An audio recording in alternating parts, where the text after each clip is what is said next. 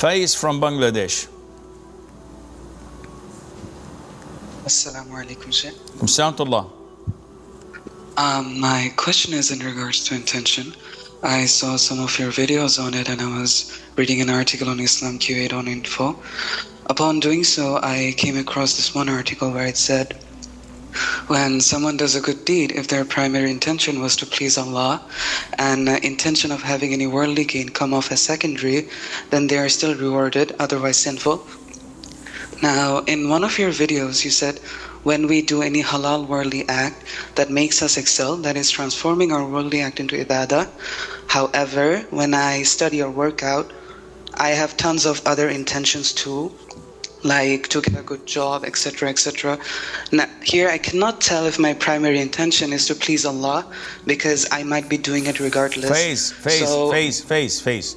Is working out a form of ibadah? Yes or no?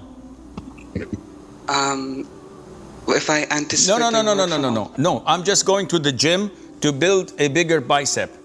Is it a ibadah? Maybe not. Of course not. It's not ibadah. It's a worldly activity.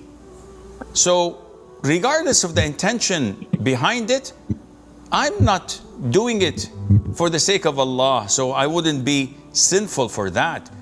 This is different when we come to praying or fasting.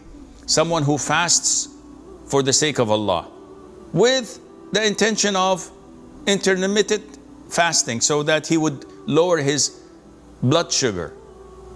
There's no problem in that.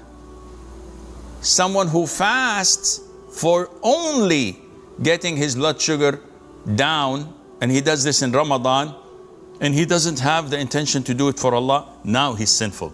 You have to differentiate between the two.